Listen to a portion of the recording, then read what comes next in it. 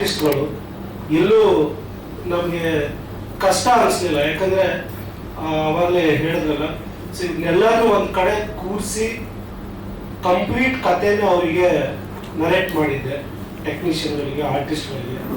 So ಮೊದಲೇ ಅಲ್ಲಿಂದ ನನಗೆ ಈಸಿ ಆಯಿತು, ಸೆಟ್ಟಲ್ಲಿ ಅವರಿಗೆ ಕನ್ವೆ ಮಾಡೋದು ಈಸಿ ಆಯಿತು. ಒಂದು DOP ಇರ್ಬೋದು, ಆರ್ಟ್ ಡೈರೆಕ್ಟರ್ ಇರ್ಬೋದು. ಸೊ ಎಲ್ಲರೂ ಇಷ್ಟು ಈಸಿಯಾಗಿ ಎಲ್ಲರೂ ಮಾಡ್ತಾ ಇದಾರಲ್ಲ ಕೆಲಸ ಅಂತ ಅನಿಸ್ತು. ಅದು ಆ ಕಥೆನ ಮತ್ತೆ ಆ ಇಡೀ ಪ್ರಾಜೆಕ್ಟ್ನ ನಮ್ದು ಹೇಗೆ ಟ್ರಾವೆಲ್ ಆಗುತ್ತೆ, ಏನು ಮಾಡ್ತೀವಿ ಅನ್ನೋದನ್ನ ಅವ್ರ ತಲೆಗೆ ಫಸ್ಟ್ ಹಾಕಿದ್ವಿ. ಯಾಕಂದ್ರೆ ಒಬ್ಬೊಬ್ರು 4 ಸಿನಿಮಾ ಮಾಡ್ತಿರ್ತಾರೆ, ನಾವು ಸೆಟ್ಟಲ್ಲಿ ಬಂದು ಸೀನ್ ಹೇಳ್ತೀವಿ, DOP ಕಥೆನೇ ಗೊತ್ತಿರಲ್ಲ, ಸಾಂಗ್ ಶೂಟ್ ಹಿಂದಿನ ದಿನ ಮ್ಯೂಸಿಕ್ ಡೈರೆಕ್ಟರ್ಗೆ ಟ್ಯೂನ್ ಆಗಬೇಕು ಅಂತ ಹೇಳ್ತಾರೆ. ಇದನ್ನೆಲ್ಲ ನಾನೊಂದು 16-17 ವರ್ಷದಿಂದ ನೋಡ್ಕೊಂಡು ಬಂದಿದ್ದೀನಿ.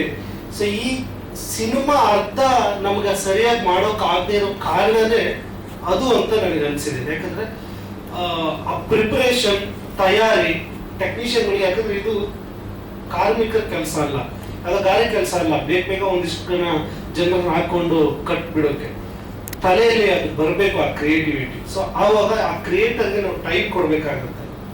ಸೊ ಅದಕ್ಕೋಸ್ಕರ ತುಂಬಾ ದಿನದಿಂದ ಈಗ ಪ್ರಮೋಷನ್, ನಾವು ಈಗ ರಿಲೀಸ್ ಡೇಟ್ ಕೂಡ ಅಷ್ಟೇ, ಈ ರಿಲೀಸ್ ಒಂದು ಹೊಸ ಕಾನ್ಸೆಪ್ಟ್ ಅಲ್ಲಿ ಹೋಗ್ಬೇಕು, ನಾವು ಜನಗಳಿಗೆ ಅದು ಹೊಸದಾಗಿ ಕನೆಕ್ಟ್ ಆಗ್ಬೇಕು ಅಂತ ಈಗ 2 ತಿಂಗಳ ಹಿಂದೆ ನಾವು ಡೇಟ್ ನ ಅನೌನ್ಸ್ ಮಾಡ್ತಾ ಇದ್ದೀವಿ.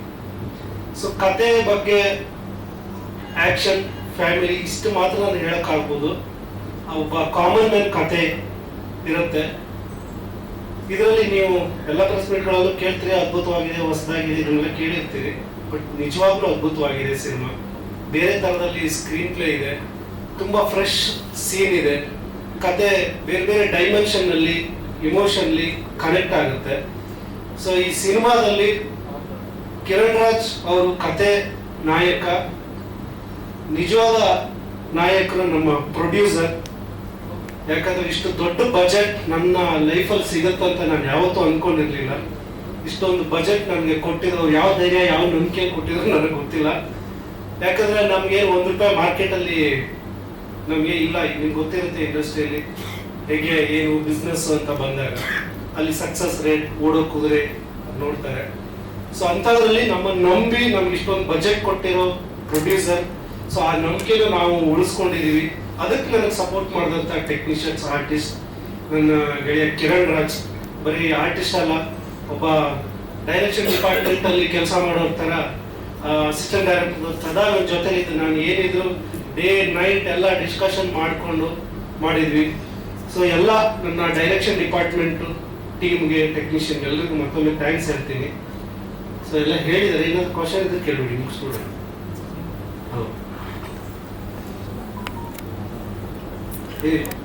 Thank you. Sir was my inspiration. No problem. ಏನ್ ಪಾತ್ರ ಮಾಡಿದ್ದೀರಾ? ನಂದು ಅಂಜಲಿ ಅನ್ನೋ ಪಾತ್ರ ಮಾಡಿದ್ದೀನಿ. I think one of the best role ನನಗೆ ಸಿಕ್ಕಿರೋದು. Thank you Guru sir for giving me this opportunity. Because I think ನನ್ನ ಮೀಡಿಯಾ ಫ್ರೆಂಡ್ಸ್ ತುಂಬ ಜನ ಹೇಳಿದ್ರು, ನಿಮಗೆ ತುಂಬಾ ಹೋಪ್ ಇದೆ, ತುಂಬಾ ಭರವಸೆ ಇಟ್ಟಿದೆ ಅಂತ.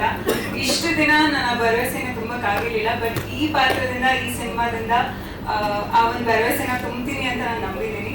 ಸೊ ಒಂದು different kind of a character ನನಗೆ ಸಿಕ್ಕಿದೆ. So I am very happy. Thank you so much Guru sir.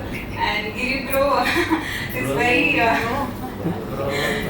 Thank you so much Giri bro. Because I think ಪ್ರತಿಯೊಬ್ಬರೂ ಇಡೀ ತಂಡದಲ್ಲಿ ಆಲ್ಮೋಸ್ಟ್ ಎಷ್ಟು ಚೆನ್ನಾಗಿ ನೋಡ್ಕೊಂಡಿದ್ದಾರೆ ಅಂದರೆ I am really grateful for getting this opportunity. And ನಮ್ಮ ಪ್ರೊಡ್ಯೂಸರ್ ಸರ್ಸ್ ಚಂದ್ರಕಾಂತ್ ಸರ್ ಮತ್ತು Umesh sir, thank you so much. Because this is very special for me. Because ಸುಮ್ಮನೆ ಬಾಯಿ ಮಾತು ಕೇಳ್ತಿಲ್ಲ, ಬಟ್ ನಿಜವಾಗ್ಲೂ ಫ್ಯಾಮಿಲಿ ಥರ ನನ್ನ ನೋಡ್ಕೊಂಡಿದ್ದಾರೆ. ಇಡೀ ಸೆಟ್ಟಲ್ಲಿ ಐ ವಾಸ್ ಲೈಕ್ ಒಂದು ಫ್ಯಾಮಿಲಿ ಮೆಂಬರ್ ಥರ ನಾನು ಟ್ರೀಟ್ ಆಗಿದ್ದೀನಿ. So I am very very grateful for this team. And ನಾನಂತೂ ತುಂಬ ಎಕ್ಸೈಟ್ ಆಗಿದ್ದೀನಿ. ಯಾವಾಗ ಸಿನಿಮಾ ಬರುತ್ತೆ ಅಂತ ನಾನು ವೇಟ್ ಮಾಡ್ತಿದ್ದೀನಿ. So very happy. August 30th. ನಿಮ್ಗೆ ಗೊತ್ತಿಲ್ಲವಲ್ಲ? ನನಗೆ ಗೊತ್ತಿಲ್ಲ ನೋಡಿ. ಬೇಗ ಬಂದ್ರೆ ಎಲ್ಲರಿಗೂ ಗೊತ್ತಿತ್ತು. ಡೈರೆಕ್ಟರ್ ಫೋನ್ ಮಾಡಿಲ್ಲ ಅನ್ಸುತ್ತೆ. ಇಲ್ಲ, ಕಾಂಟ್ಯಾಕ್ಟ್ ಇಲ್ಲ. But I'm excited. August 30th ಗೆ ವೇಟ್ ಮಾಡ್ತಿದ್ದೀನಿ. ಬಿಕಾಸ್ ನನಗೆ ಒಂದು ಸ್ಟ್ರಾಂಗ್ ಆಗಿ ನಿಂತ್ಕೊಳ್ಳುವಂತ ಕ್ಯಾರೆಕ್ಟರ್ ಕೊಟ್ಟಿದ್ದಾರೆ. ಅಂಡ್ ಈ ಪಾತ್ರದಿಂದ ಡೆಫಿನೆಟ್ಲಿ ಯಾರೆಲ್ಲ ನಮ್ಮ ಮೇಲೆ ನಂಬಿಕೆ ಇಟ್ಟಿದ್ರಿ ಅವ್ರಿಗೆಲ್ಲರ ವಿಷಸ್ ಕಂಪ್ಲೀಟ್ ಆಗಿ ನಾನು ನೆರವೇರಿಸ್ತಿದ್ದೀನಿ ಅಂತ ನಂಬಿದ್ದೀನಿ. So thank you so much. Thank you Raja ಅವರೇ. ಅಷ್ಟೇ ಪ್ರೀತಿ ಕೊಟ್ಟಿದ್ದೀರಾ ಅಂಡ್ ಅಷ್ಟೇ ಸಪೋರ್ಟಿವ್ ಆಗಿ ಎಲ್ಲ ನಿಂತಿದ್ದೀರಾ. ಸೊ ಎಲ್ಲರಿಗೂ ಥ್ಯಾಂಕ್ ಯು. ಒಂದ್ ಹಂತಕ್ಕೆ ಲೈಫ್ ಬಂದಾಗ ಮುಂದೆ ಏನ್ ಮಾಡ್ಬೇಕು ಅಂತ ಗೊತ್ತಾಗಲ್ಲ ಅಥವಾ ಮುಂದೆ ಯಾವ ದಾರಿನೂ ಕಾಣಲ್ಲ ಅಂತ ಟೈಮಲ್ಲಿ ನನ್ಗೆ ಒಂದು ಭರವಸೆ ಕೊಟ್ಟಿದ್ದು ನಮ್ಮ ಡೈರೆಕ್ಟರ್ ಸರ್, ಅದಕ್ಕೆ ಶಕ್ತಿ ನೀಡಿದ್ದು ನಮ್ಮ ಪ್ರೊಡ್ಯೂಸರ್ ಸರ್.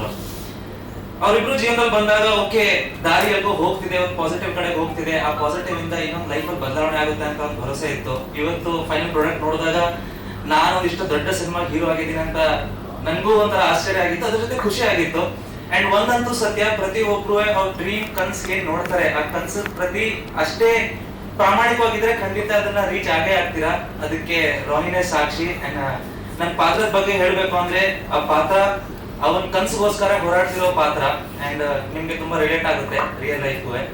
ಸೊ ಪ್ರತಿಯೊಬ್ಬರಿಗೂ ಇಷ್ಟ ಸಪೋರ್ಟ್ ಮಾಡಿರೋಕೆ thank you so much. And specially ಎಲ್ಲ ಫ್ಯಾನ್ ಪೇಜಸ್ಗೂ 100 days ಇಂದ ಏನ್ CDP ಮಾಡಿದ್ದೀರಾ ಅದಕ್ಕೆ ಥ್ಯಾಂಕ್ ಯು. ಅಂಡ್ ಅಷ್ಟೇ ಪ್ರೀತಿಯಿಂದ ಅಷ್ಟೇ ಒಂದು ಎನರ್ಜಿಯಿಂದ ವಿಶ್ ಮಾಡ್ತೀರಾ. ಐ ಡೌಟ್ ನಿಮ್ ಬರ್ತ್ಡೇನೂ ಚೆನ್ನಾಗಿ ಮಾಡ್ತಿರೋ ಇಲ್ವೋ ಅಂತ, ಬಟ್ ನನ್ನ ಬರ್ತ್ಡೇನ ಅಷ್ಟು ಚೆನ್ನಾಗಿ ಸೆಲೆಬ್ರೇಟ್ ಮಾಡಿದ್ದೀರಾ. So thank you so much. And Chandrakant sir, Umesh sir, ಈ ಪ್ರಾಜೆಕ್ಟ್ ಸ್ಟಾರ್ಟ್ ಆದಾಗ ಒಬ್ರಲ್ಲ ಇಬ್ರಲ್ಲ ಸಾವಿರಾರು ಜನ ಅವ್ರಿಗೆ ಹೇಳಿರ್ತಾರೆ ಯಾಕೆ ಇವ್ರ ಮೇಲೆ ಇಷ್ಟೊಂದು ಇನ್ವೆಸ್ಟ್ ಮಾಡ್ತಿದ್ದೀರಾ, ರಿಕವರಿ ಆಗುತ್ತಾ ರಿಟರ್ನ್ ಆಗುತ್ತಾ ಅಂತ. ಬಟ್ ಅವತ್ತಿಂದ ಇವತ್ತುವರೆಗೂ ಅವರು ವ್ಯಕ್ತಿಗಿಂತ ಆ ವ್ಯಕ್ತಿತ್ವಕ್ಕೆ ಬೆಲೆ ಕೊಟ್ಟಿದ್ದಾರೆ. ಸೊ ಒಂದು ಕಲಾವಿದಕ್ಕಿಂತ ಕಲೆ ಬೆಲೆ ಕೊಟ್ಟು ಇವತ್ತು ಥ್ಯಾಂಕ್ ಯು ಸೋ ಮಚ್. ನಮ್ಮ ಡೈರೆಕ್ಟರ್ ಸರ್ ಬಗ್ಗೆ ಹೇಳ್ಬೇಕು ಅಂತಂದ್ರೆ ಅವರು ಒಂಥರ ಕೂಲ್, ಈಗ ಎಲ್ಲ ಹೇಳಿದ್ರು ಸ್ಟ್ರಿಕ್ಟ್ ಅಂತ, ಬಟ್ ನನಗೆ ಒಂದು ಪರ್ಸನಲ್ ಕ್ಯಾರೆಕ್ಟರ್ ಗೊತ್ತಿರೋ ಹಾಗೆ ತುಂಬಾ ಕೂಲ್ ಮನುಷ್ಯ. ಅವ್ರಿಗೆ ಮುಂದೆ ಏನಾಗುತ್ತೆ ಅಂತ ತಲೆ ಒಳಗಡೆ ಒಂದು ಹೋರಾಟ ನಡೀತಿರುತ್ತೆ, ಆದ್ರೆ ಹೊರಗಡೆ ನಾನು ತೋರಿಸ್ಕೊಡಲ್ಲ. ಸೊ ಆ ಒಂದು ಒತ್ತಡದಲ್ಲೂ ನಂಗೆ ಈ ಒಂದು ಅವಕಾಶ ಕೊಟ್ಟಿದ್ದಾರೆ. ಅವ್ರಿಗೂ ಅಷ್ಟೇ ಪ್ರೆಷರ್ ಇತ್ತು, ಬಟ್ ಆದಷ್ಟು ಆ ಒಂದು ಅವಕಾಶಕ್ಕೆ ನಾನು ನಿಂತ್ಕೋಬೇಕು. ಆ ಒಂದು ಗೆಲುವಿಂದ ಎಲ್ಲರಿಗೂ ಗೆಲುವು ಬರ್ಬೇಕು ಅಂತ ಅನ್ಕೊಂಡಿದ್ದೀನಿ. ಬಿಕಾಸ್ ಈ ಒಂದು ಪ್ರಾಜೆಕ್ಟ್ ಅಂದ್ರೆ ಬರೀ ಒಬ್ರಿಗಲ್ಲ, ಪ್ರತಿಯೊಬ್ರು ನಮ್ಮ DOP ಸರ್ ಆಗ್ಲಿ, ಮತ್ತೆ ನಮ್ಮ ಆರ್ಟ್ ಡೈರೆಕ್ಟರ್ ಆಗ್ಲಿ, ಮ್ಯೂಸಿಕ್ ಡೈರೆಕ್ಟರ್ ಆಗ್ಲಿ, ಪ್ರತಿಯೊಬ್ಬರಿಗೂ ಇದರಿಂದ ಹೋಪ್ಸ್ ಇದೆ. ಆ ಒಂದು ಹೋಪ್ ಗೆದ್ರೆ ಇನ್ನೂ ಒಂದು 1000 ಜನಕ್ಕೆ ಹೋಪ್ ಆಗುತ್ತೆ. ಸೊ ಇಲ್ಲಿಗೆ ನನ್ನ ಮಾತನ್ನು ಮುಗಿಸ್ತೀನಿ. End of the day I want to tell everyone, ನಿಮ್ಗೆ ಏನೇ ಡ್ರೀಮ್ಸ್ ಇದ್ರು ಅದನ್ನ ಬಿಡಬೇಡಿ, ದಯವಿಟ್ಟು ಅದನ್ನ ಚೇಸ್ ಮಾಡೋದು ನೋಡಿ. ಫಸ್ಟ್ ತಂದೆ ತಾಯಿಗೆ ಗೌರವ ಕೊಡಿ, you win the half battle. And in ಅರ್ಧ ಜನಕ್ಕೆ ಯಾವಾಗ್ಲೂ ರಿಯಲ್ ಆಗಿರಿ, be original and you can win the world. Thank you. Thank you.